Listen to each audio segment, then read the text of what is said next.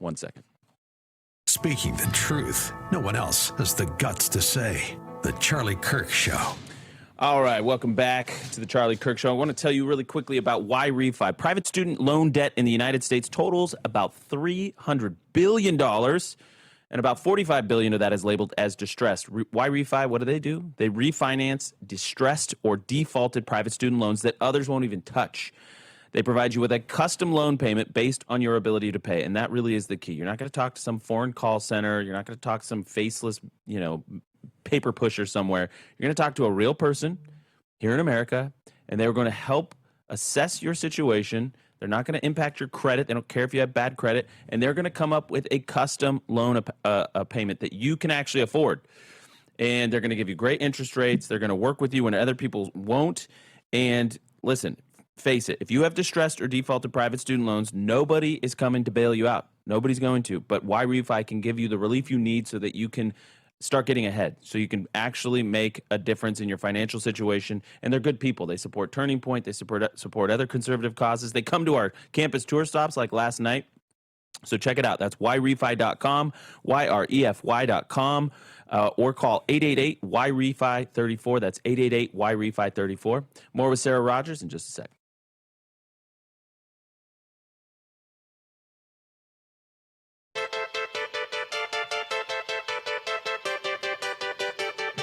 All right, we're back, Blake. You got a question?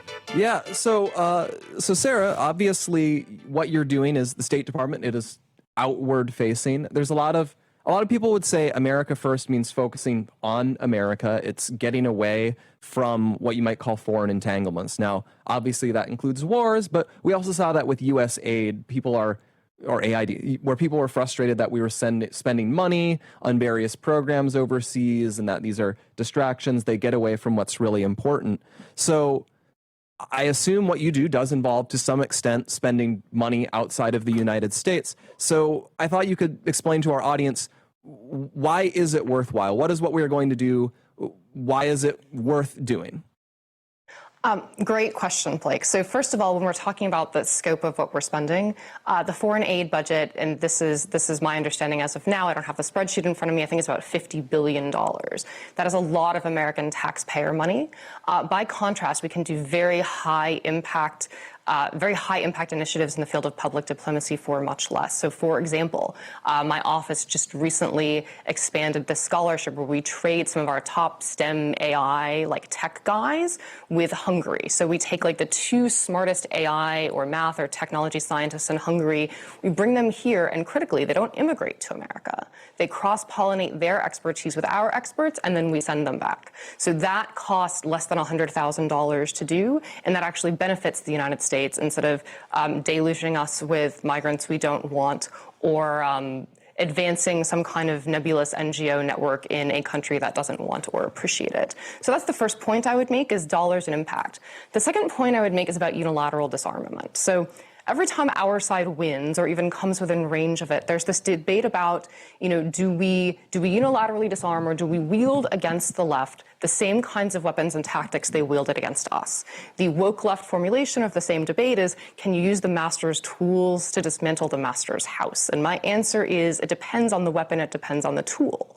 Some of them, like disparate impact litigation, that has a clear kind of asymmetric leftist valence, get that weapon off the field. We don't need it. It helps them more than it helps us. But the tools of public diplomacy are tools we should use. And my answer to the left is I'm going to use these tools because these are our tools now, because this is our house now. Yeah, we had Biden pushing, what do you want to call it? Gay space communism or whatever. Tony Blinken was, Charlie used to rail against this, by the way. It was one of the most, I think, clearest kind of pivots. It was growing up, we were we're going to spread American democracy and American values all across the globe. And then Biden becomes president, and Charlie's like, wait, hold on a second. This is a terrible idea. We're spreading transing kids and LGBTQ If we could spend stuff. millions of dollars to sponsor, CRT and sponsor trans radicalism all around the world, it strikes me as insane that we can't spend, as you pointed out, not that much money in the grand scheme of things to instead say, actually, America is going to promote freedom of speech and conventional American liberties instead of these novel woke ones. And I'll also just point out quickly that the free speech issue is a national security nexus too, because these countries that are arresting their citizens for calling a rapist a pig, which is true, or for praying outside of an abortion clinic, are now trying to enforce their laws against American citizens and American companies. So the UK is in litigation right now with the website 4chan, based in America, no operations in Britain. The UK takes the position that merely because the speech is accessible in Britain, UK censorship law must apply. There's also an American citizen, a Trump supporter, who was confronted by UK police for posting a meme the UK police did not like.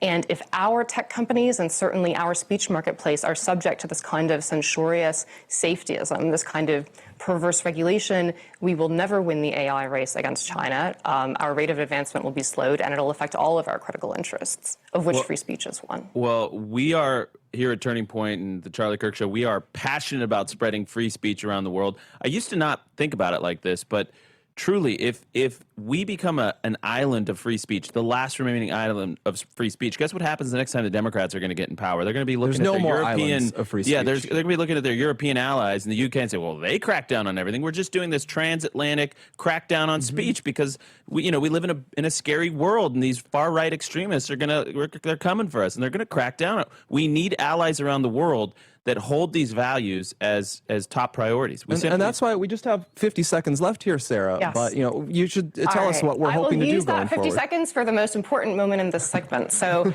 my office, when we engage in all these educational and cultural programs around the world, we hire organizations to implement them for us. These are nonprofits in the past, an assortment with which other administrations chose to work. I'm privileged to announce on this show that we'll be working with Turning Point USA to implement multiple international programs dealing with topics like free speech.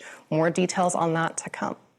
Wow. That's amazing. I mean, that's what Charlie wanted. Charlie, that's why he was going to South Korea, going to the UK. He wanted to go to Germany, the Netherlands, and say, American free speech is one of our greatest things, and the whole world deserves to have it. Oh, that's a beautiful, beautiful way to end this interview. Sarah Rogers, Undersecretary of State for Public Diplomacy. Thank you both so much. Got it. Thank you, Sarah. Pleasure to have you. We'll be right back.